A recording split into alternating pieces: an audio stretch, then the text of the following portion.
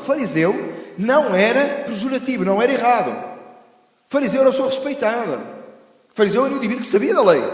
Você queria saber da lei? Naquela época você perguntava ao fariseu, ele sabia a lei. Tá? A lei era um conhecedor da lei, era um estudante da lei. Não era uma pessoa, não era no sentido que nós damos hoje. Jesus é que veio chamá-los a eles fariseus hipócritas. Não foi? Sepulcros caídos de branco, essas coisas todas. Porque Jesus veio desmascarar aquilo tudo. Porque eles conheciam a lei, eles eram soberbos e tornavam-se arrogantes para com os outros. Jesus aqui está a dizer, olha, o fariseu, aquele que conhece a lei, Jesus está a quebrar com a religiosidade aqui. E diz, aquele que conhece a lei, o fariseu, foi ao templo orar e foi o publicano. O publicano era o cobrador de impostos. Tá? O publicano era o cobrador de impostos. O publicano normalmente o publicano era ladrão também, porque cobrava os impostos, havia pouco controle naquela altura, ainda não havia iPad. Então eles podiam roubar, eles cobravam mais, eles faziam diferenças, metiam dinheiro ao bolso. Lembra-se de Zaqueu? Zaqueu disse, olha, aquele que eu prejudiquei, ou só tenho prejudicado alguém, eu vou dar mais ainda, não é? Eu vou retribuir. Porquê? Porque a maioria deles eram ladrões. Quando Jesus comeu com os publicanos, eles diziam que Jesus comeu com os publicanos e pecadores. Tá? Porque o publicano tinha essa conotação. Além de outra, é que o publicano tinha sempre o sentido de traidor da nação. Porque cobrava os impostos para Roma. Está bem?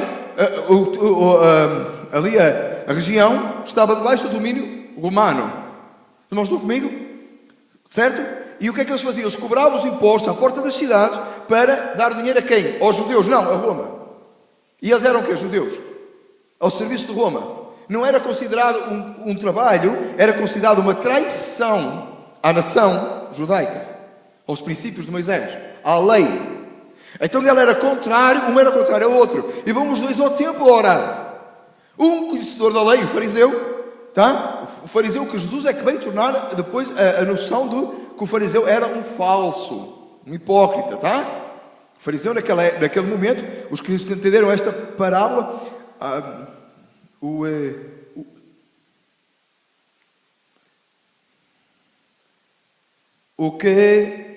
o fariseu, pequeno problema técnico ali, espera um bocadinho, é só pôr em cima, isso, perfeito, obrigado, tá? Amém. Obrigado. Então o fariseu, por um lado, né, o homem que conhecia da lei, e do outro lado temos o publicano, o pecador. E vão ao templo orar. E eles diz que chega no templo, o fariseu estava em pé e orava consigo desta maneira. Amém? Estou a acompanhar o texto. Ó Deus, graças te dou porque não sou como os demais homens, roubadores, injustos e adúlteros, nem ainda como este publicano. Jejuo 2 vezes na semana, dou os dízimos tudo quanto possuo. Este homem, este fariseu, chega no templo, sendo ele que conhecia a lei, ele sabia que cumpria a lei, ele sabia que fazia direito. Na verdade, ele não cumpria a lei nenhuma, porque a palavra do Senhor diz que não houve nenhum capaz de cumprir todos os preceitos da lei. E se tropeçasse num só ponto, era culpado de todos. Não foi o que Jesus falou? Então o que é que acontece? Ele chega lá e ele vai ao templo e diz, olha Senhor, eu te dou graças. É só o único momento que ele fala com Deus, não é? Que ele dá graças a Deus. E o que é que ele dá graças? Ele dá graças porque ele não era como os outros. Ele não dá graças porque Deus era nele alguma coisa, ou porque Deus tinha mudado, ou porque Deus tinha trabalhado nele, ou porque ele tinha se submetido. Não, ele dá graças porque ele não era como os outros. Deus, graças te dou por me teres feito assim, tão excelente. Por outras palavras, é o que ele diz. Senhor, eu te dou graças porque eu sou tão bom. Eu não sou, olha o que eu não sou, Deus. Eu não sou como os demais homens. Eu não sou como os outros. Eu sou melhor que os outros. Esta é soberba. Eu sou melhor. E eu não sou ladrão, eu não sou injusto, eu não sou adúltero. Não sou nem sequer como o publicano que está ali. Eu não sou traidor da nação como ele. Senhor, olha para mim e olha para aquele. Aquele é traidor da nação. Aquele é ladrão. Eu não sou como ele. Eu dou os dízimos, jejuo 2 vezes na semana. E é isto que eu sou. Ele não só foi diante de Deus para ser justificado. Ele foi diante de Deus justificar-se. Ele não foi diante de Deus para receber perdão. Ele foi diante de Deus dizer o quanto era bom. O quanto ele não necessitava de perdão. Ele estava bem. Isto é a soberba. O que é que o publicano faz? O publicano está em pé, de longe, Não quer nem levantar os olhos aos céus, mas bate no peito dizendo: ó Deus, tem misericórdia de mim, pecador. O publicano chega diante do Senhor e, entendendo quem Deus é, e entendendo que está no templo, diz: Senhor, tem misericórdia de mim, pecador. Tem misericórdia do que eu sou. Tem misericórdia das minhas maldades. Tem misericórdia dos meus pecados. Tem misericórdia de mim. E diz a palavra do Senhor que este desceu justificado para a sua casa e não aquele, porque aquele que a si mesmo se exalta será humilhado, e aquele que a si mesmo se humilha será exaltado. O que é que Jesus conclui o discurso dizendo? Que o publicano foi para casa justificado e o fariseu não, porque o fariseu era justo aos seus próprios olhos e o publicano entendia que precisava de Deus. Amados,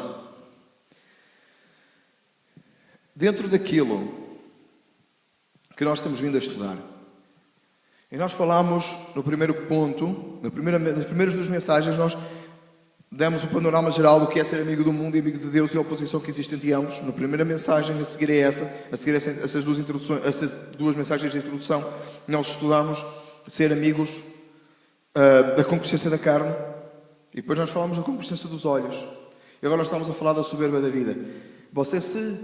Por cada vez que você combate a sua carne, você resiste ao pecado, à natureza pecaminosa que está em si, e por cada vez que você resiste a tentações externas, à soberba dos olhos, aquilo que você vê que é possível. Nós falámos de Davi a semana passada. Mas não lembram-se quando estava-se a lavar, quando Davi não foi à guerra, ficou no terraço e viu lá a jovem, a vizinha, vizinha a lavar-se, e ele gostou do que viu e quis o que viu. Está certo? Aquilo que de fora vem e que é uma tentação. Amém, amados? Por cada vez que você resiste a isto, você tem uma tendência grande para se tornar soberbo. Você tem uma forte tendência para se achar bom diante de Deus. Por cada vez que nós resistimos à tentação e ao pecado, e por cada vez que nós vencemos, nós incorremos noutro risco. Há outro problema a seguir, que é este.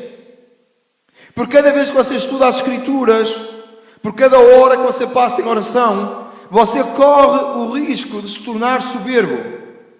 Você corre o risco de se tornar arrogante. Você corre o risco de se sentir melhor que as outras pessoas. Foi exatamente o que aconteceu com o fariseu aqui. Tiguinho, não mexas mais, filho. Tens que sair daí, tá? Só vai desligar, filho, tá? Ok. Por cada vez que você tem uma batalha espiritual e você vence, você tem uma tentação à porta que é a soberba da vida. O fariseu estudava a lei, chega ao templo e diz: olha, Senhor, eu sei a lei e eu sou bom. Olha, Senhor, eu não pequei nisto e nisto e nisto. E eu dou o dízimo. Por cada vez que você dá o dízimo, traz uma oferta à casa do Senhor, você tende a tornar-se soberbo. Por cada vez que você faz uma coisa, por cada vez que você fala de Jesus a alguém, você corre o risco de se tornar soberbo. Você traz alguém à igreja que aceitou Jesus, você corre o risco de se tornar soberbo. A gente acertou hoje aí o sistema da filmagem, eu corro o risco de me tornar soberbo. Eu corro o risco de achar que fui eu que consegui fazer aquilo.